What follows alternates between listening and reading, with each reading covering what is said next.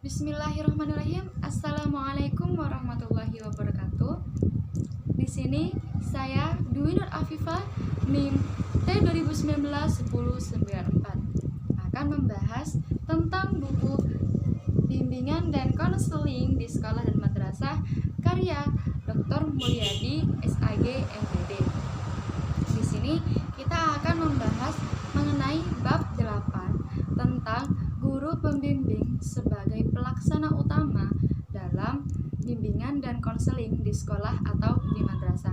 Nah, pada bab 8 ini terdapat 5 subbab.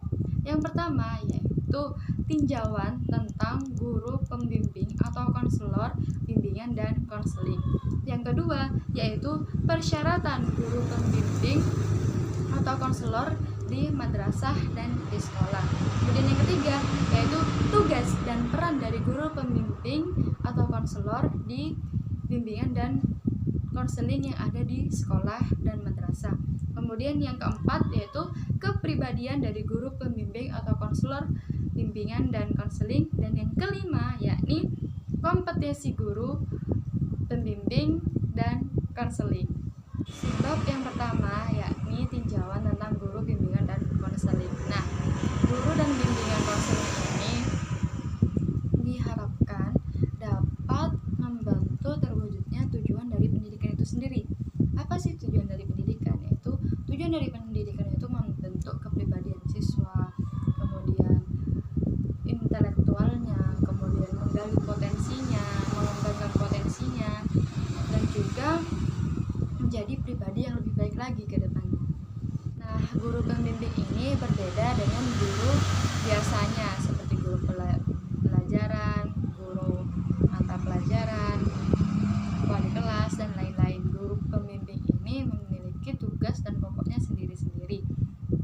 Nah, guru pembimbing ini memiliki hak dan kewajiban dan telah diakui di dunia pendidikan perannya sebagai guru pembimbing seseorang dalam menghadapi permasalahannya, kemudian mengenali dirinya, setelah itu mengetahui potensi yang ada pada peserta didik, kemudian mengembangkan potensi yang ada pada peserta didik.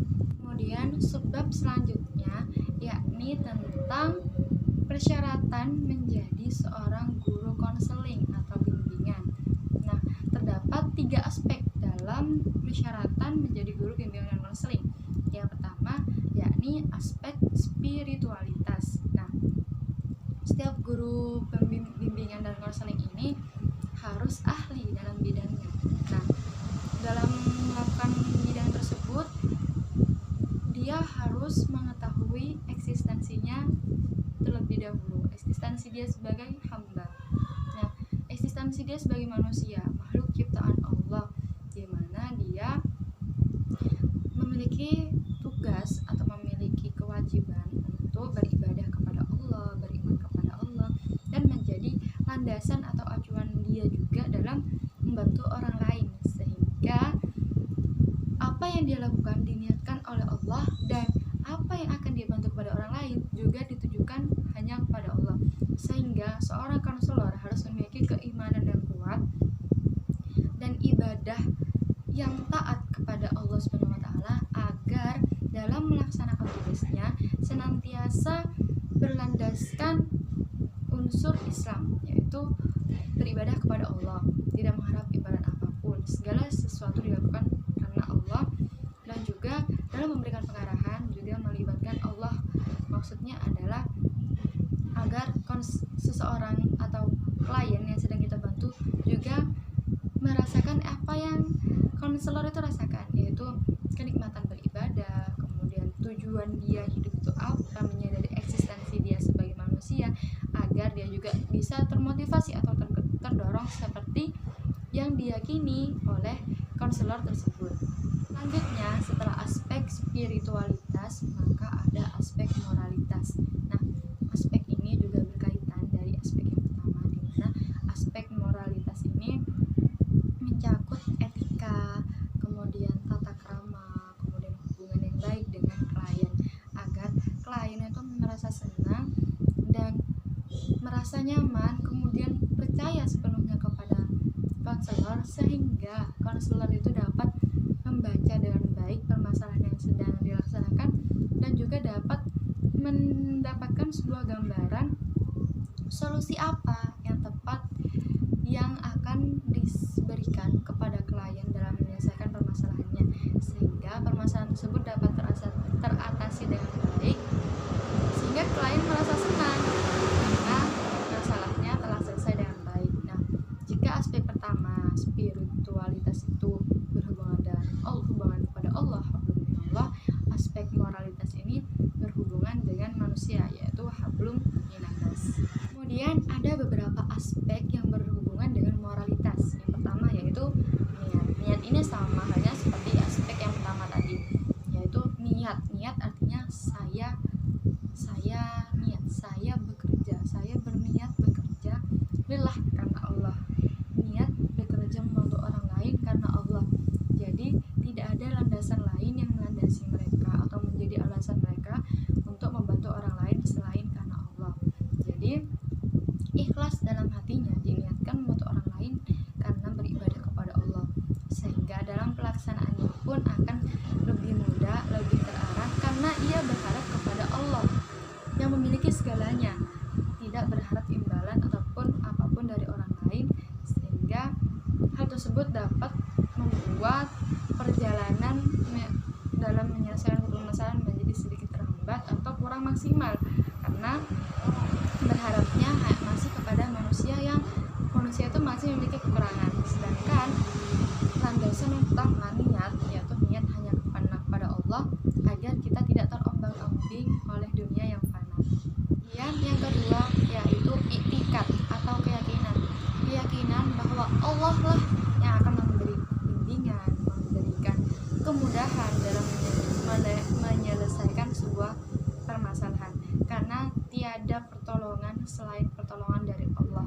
Karena Allah yang memberikan ujian, maka Allah pula yang bisa menyelesaikan atau yang bisa membantu menyelesaikan ujian tersebut, sehingga dari keyakinan kita kepada Allah membuat kita semakin merasa butuh Allah, semakin kita tidak bergantung kepada siapapun dan kita tidak merasa berbangga hati kemudian pamer, sehingga kita tetap bisa menjalankan atau berhubungan dengan baik dengan klien kita, karena segala niatan kita hanya untuk Allah dan keyakinan kita yaitu bahwa Allah yang akan memberi bimbingan, dan itu juga diyakinkan kepada klien kita.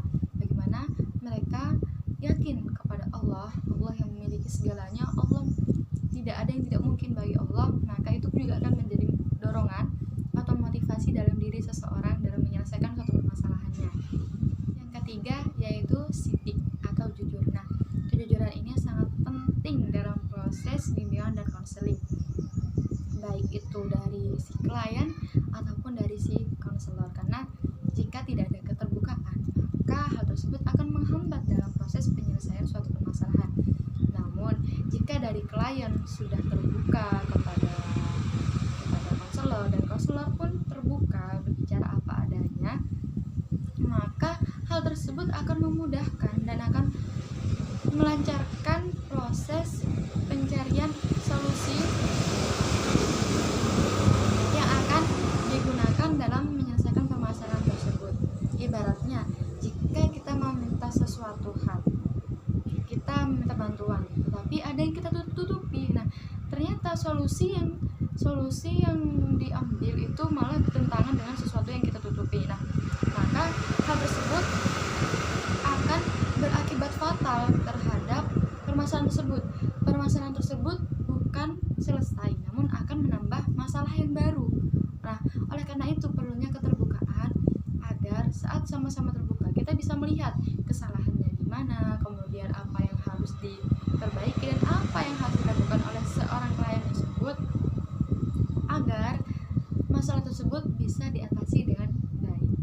Yang keempat yaitu amanah. Amanah di sini maksudnya adalah dapat dipercaya. Seorang konselor harus memiliki sifat dapat dipercaya.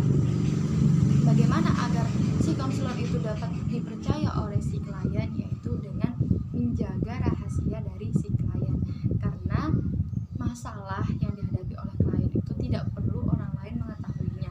Cukuplah hanya dengan konselor yang sama-sama mengetahuinya. Kemudian selanjutnya yang kelima yaitu tabligh. Tabligh yaitu menyampaikan ajaran-ajaran Allah yang baik, sehingga merupakan pemberian nasihat juga kepada si klien melalui ajaran Islam. Jadi di Islam itu sudah diajarkan beberapa hal ataupun segala aspek kehidupan bagaimana menyelesaikan permasalahan yang baik, yaitu ada ilmunya di Islam. Nah, oleh karena itu konselor itu tabligh, menyampaikan kepada klien bagaimana sih menyelesaikan permasalahan yang seperti itu. Jika permasalahannya A, solusinya itu seperti ini menurut ajaran Islam. Seperti itu. Selanjutnya yaitu sabar. Nah, seseorang dalam diuji, maka seseorang tersebut harus sabar. Kenapa harus sabar? Karena untuk mencegah dari tindakan-tindakan kejahatan yang lainnya. Jika mengalami suatu masalah, lantas seseorang tersebut tidak sabar, maka akan memicu seseorang tersebut melakukan hal-hal yang tidak diinginkan, atau bisa dikatakan melakukan suatu kejahatan kepada orang lain, sehingga hal tersebut akan merugikan dirinya sendiri. Itu mengapa seseorang dalam menimpa suatu masalah atau menimpa suatu ujian, seseorang tersebut harus sabar. Selanjutnya yaitu ikhtiar dan tawakal. Nah, ikhtiar di sini yaitu berusaha. Saat kita mendapatkan suatu permasalahan, saat klien mendapatkan suatu permasalahan, maka klien tersebut harus berusaha untuk menghadapi permasalahan tersebut, bukan malah lari atau membiarkan saja, namun menghadapi atau menyelesaikan permasalahan tersebut. Nah, untuk hasilnya bagaimana? Kita harus tawakal, kita harus berserah diri kepada Allah. Yang penting kita sudah berusaha menyelesaikan permasalahan tersebut dengan baik. Masalah hasilnya bagaimana, kita serahkan kepada Allah, karena Allah lah yang maha mengetahui mana yang terbaik untuk seseorang itu. Selanjutnya yaitu mendoakan. Di sini konselor tidak hanya sekedar memberikan saran, dukungan, kemudian motivasi, namun lebih dari itu, yaitu konselor juga mendoakan kepada klien agar klien tersebut itu mendapatkan hidayah, kemudian mendapatkan kemudahan dalam menyelesaikan permasalahannya, dan juga dapat menjadi pribadi yang lebih baik lagi setelah mengalami atau setelah menghadapi masalah tersebut. Selanjutnya yaitu memelihara kerahasiaan, di mana masalah yang terjadi pada klien itu tetap harus dijaga kerahasiaannya demi rasa aman pada diri klien, sehingga ia merasa senang masalahnya bisa teratasi tanpa orang lain itu mengetahuinya, sehingga tidak menimbulkan permasalahan yang baru. Selanjutnya yaitu memelihara pandangan mata, di mana dalam proses konselor ini perlu diperhatikan bahwasanya sebisa mungkin itu sejenis, atau perempuan dengan perempuan, laki-laki dengan laki-laki, karena itu akan lebih memudahkan proses bimbingan dan konseling. Jadi tidak ada kekhawatiran di belakang hari, kemudian sikap saling menyayanginya pun lebih kuat, dan juga sikap keterbukaannya pun akan lebih kuat, karena wanita merasakan menjadi wanita, laki-laki merasakan menjadi laki-laki. Seperti itu. Yaitu menggunakan kata-kata yang baik dan terpuji. Tentunya perkataan kita kepada orang lain itu sangat akan membekas. Jadi konsep atau dasar dari Minimalisme ini adalah kasih sayang. Maka sebisa mungkin hindari kata-kata yang dapat menyakiti hati seseorang, karena kita berhadapan atau kita berniat untuk membantunya, bukan malah menjatuhkan atau membuat seorang tersebut merasa down.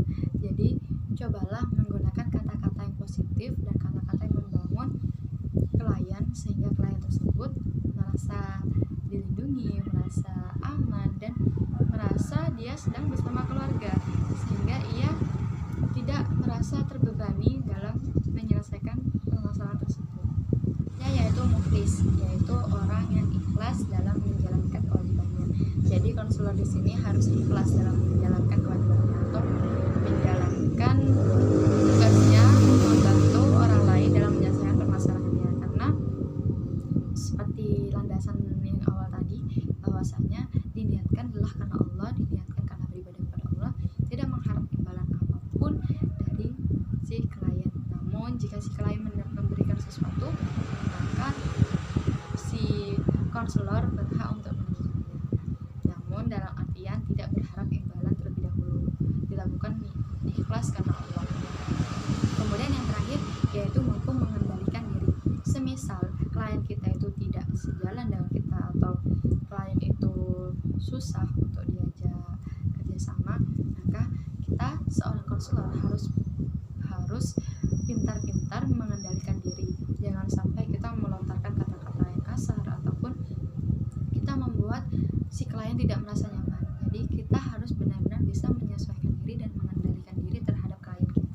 Ya, aspek yang ketiga yaitu aspek keilmuan dan skill. Nah, tentunya seorang bimbingan dan konseling harus memiliki ilmu, harus memiliki pengetahuan yang luas, karena dengan pengetahuan yang luas inilah seorang konselor itu dapat berpikir, kemudian dapat memahami suatu permasalahan, kemudian dapat menganalisis suatu permasalahan, dan juga dengan ilmu yang luas atau dengan intelektual yang luas, maka seseorang tersebut dapat mencari jawaban ataupun solusi dari permasalahan yang sedang dihadapi. Dan yang kedua yaitu skill. Skill di sini merupakan suatu keahlian. Keahlian di sini merupakan suatu pengalaman dia dalam menyelesaikan suatu permasalahan. Jika dia sudah sering menyelesaikan suatu permasalahan, maka dia akan semakin ahli, karena terkadang masalah-masalah yang telah dia lewati terjadi pada klien yang sama dengan orang yang berbeda. Itu akan menambah pengalaman dia, bagaimana dia berhadapan dengan orang lain, kemudian bagaimana mengambil suatu solusi, apakah solusi itu sudah tepat atau belum, dan lain-lain. Selanjutnya yaitu peran dan tugas bimbingan dan konseling. Yang pertama, tugas guru bimbingan dan konseling. Menurut Bima Wagilto, tugas dari guru bimbingan konseling ini adalah yang pertama, mengadakan observasi atau pengamatan terhadap keadaan di sekitar. Guru pembimbing memiliki kewajiban memberikan saran-saran demi kemajuan ataupun perbaikan dari keadaan di sekolah. Kemudian yang ketiga yaitu guru bimbingan itu memiliki tugas memberikan arahan, kemudian bimbingan, kemudian pengayoman kepada peserta didik dalam prosesnya mengikuti pendidikan. Selanjutnya yaitu peran guru bimbingan dan konseling. Pertama yaitu mencatat keadaan atau menganalisis keadaan individu. Yang kedua yaitu mengamati permasalahan-permasalahan apa yang terjadi. Yang ketiga yaitu mendapatkan kepercayaan dari individu tersebut, sehingga individu tersebut dapat lebih terbuka kepada guru bimbingan. Kemudian setelah itu barulah guru bimbingan itu memberikan nasihat, kemudian arahan kepada seseorang guna memperbaiki sesuatu yang salah ataupun memberikan nasihat terhadap pengembangan diri dan lain-lainnya, yaitu kepribadian dari guru pembimbing atau guru bimbingan dan konseling. Nah, kepribadian ini adalah sesuatu yang melekat pada diri seseorang yang dalam menjalani kehidupannya itu atau kebiasaan hidupnya. Nah, kepribadian yang harus dimiliki oleh seorang guru pembimbing yaitu yang pertama yaitu sidik. Nah, maksudnya adalah seorang guru pembimbing itu harus mencintai akan kebenaran. Dia mengatakan apa adanya, kemudian dia juga tidak menutupi apapun dari klien. Selanjutnya yaitu amanah. Seseorang guru pembimbing itu dia itu harus amanah. Amanah adalah dapat dipercaya. Bagaimana mungkin seseorang dapat bercerita masalahnya kepada orang yang tidak dia percayai? Itu mengapa seorang konselor harus memiliki sifat amanah ini agar kliennya dapat terbuka dan merasa nyaman saat melakukan bimbingan dan konseling kepadanya. Yang ketiga yaitu tabligh atau menyampaikan. Menyampaikan di sini adalah maksudnya menyampaikan informasi atau ilmu-ilmu yang dia peroleh. Jika seorang klien itu membutuhkan informasi, maka si konselor tersebut menyampaikan informasi yang ia punya, informasi yang ia miliki. Kemudian jika seseorang tersebut meminta nasihat atau seorang klien itu meminta nasihat pada seorang konselor, maka konselor juga menyampaikan nasihatnya guna mendorong atau membantu seseorang dalam menyelesaikan suatu permasalahan. Selanjutnya yaitu fatonah atau cerdas. Seorang guru bimbingan dan konseling itu harus cerdas. Mengapa?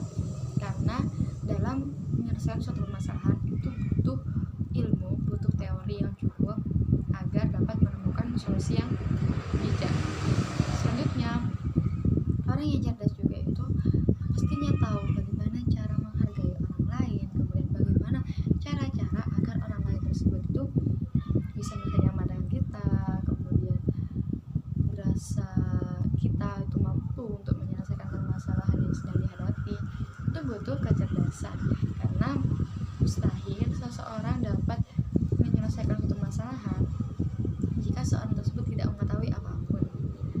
Nah, kita bisa menyelesaikan suatu masalah jika kita memiliki ilmu, memiliki wawasan, memiliki kecerdasan, sehingga kita bisa berpikir, kita bisa menelaah, kita bisa menganalisis suatu permasalahan hingga menemukan solusi yang tepat yang akan dilakukan.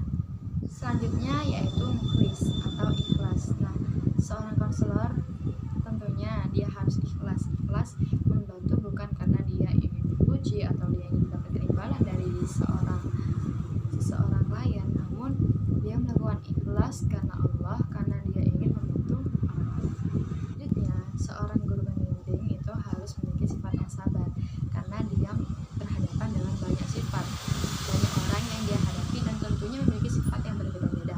Ada yang mungkin baik atau ada mungkin yang sifatnya itu kurang baik lah intinya. Jadi konselor itu harus sabar dalam menghadapi berbagai sifat dari si klien agar